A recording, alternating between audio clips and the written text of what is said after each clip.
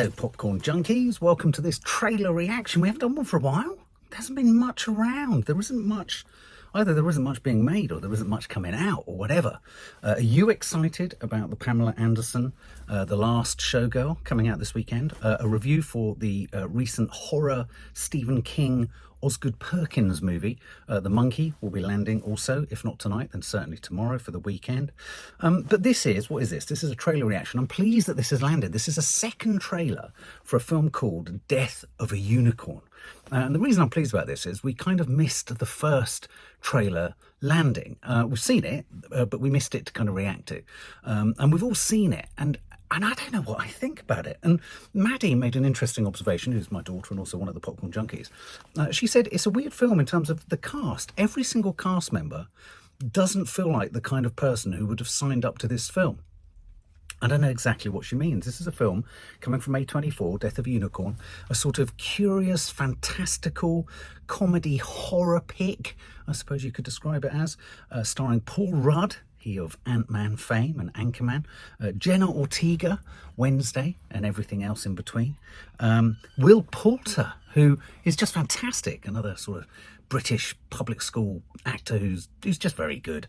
We've got Richard E. Grant in there, which is bizarre because he's sort of, again, incredibly British. And Jessica Hines is in there too. So this is a curiously casted, curiously pitched, offbeat curiosity, which is both fantastical, fantasy, and just from the first trailer alone, we've got a real sense of when they hit a unicorn with their car, they decide to kind of, if you like, harvest its organs or its meat or its properties for medical purposes, to cure cancer and all that kind of stuff. But, you know, no unicorn worth their salt or worth their horn is going to let that go unpunished. I'm curious to see where this can go.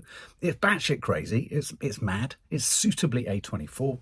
And as I say, it's a kind of really eclectic cast. So without further ado, let's watch the second trailer for Death of a Unicorn. This entire nature preserve was donated by Little Leopold. It's truly untouched by man. Spotted any big game on the way in. The fuck was that? Must be moose mating season or something.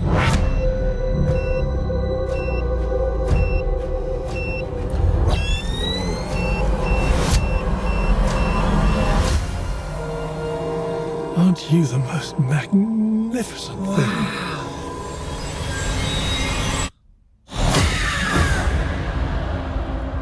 Unicorns used to be seen like these divine monsters because people fully believe that they could heal literally anything. It's an opportunity for immortality.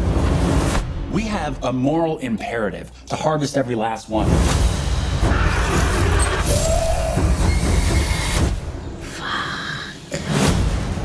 They're gonna kill us.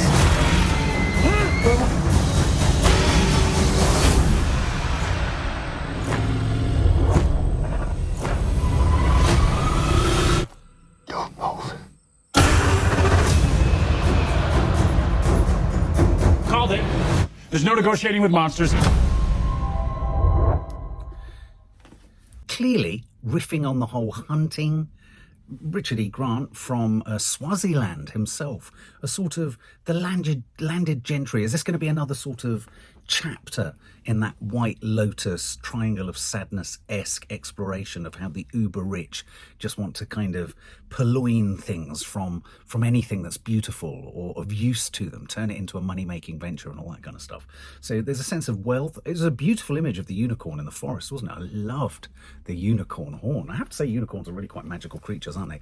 I think I'd love a unicorn, pet unicorn and a pet Pegasus. That would just be fantastic, wouldn't it? One you could mount and it could just thrust its horn into people and just dispatch with them, and then the other you could fly away on.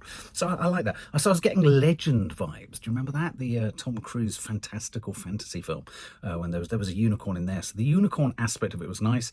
Them all on a lodge, the alpine sort of setting, as I say, rich family going out hunting.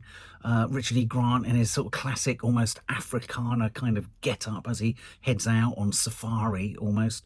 And then you've got the centrifuge and the shaving and the filing of the unicorn's horn, very sort of reminiscent of what happens with rhino horns and the culling of rhino. I mean, I'm not entirely sure whether there's going to be a deeper message, not that there needs to be. It does seem odd, it does seem batshit crazy, and yet at the same time, there's some element of it that I think doesn't work already at this stage. And I can't work out if that's the fact that the trailer's given away pretty much everything. I'm trying to work out what the film could be holding back from us. That said, they're all giving it their all. I'll definitely be seeing it. But my concern is we've already hit peak odd comedy, goofy screwball madness in the trailer.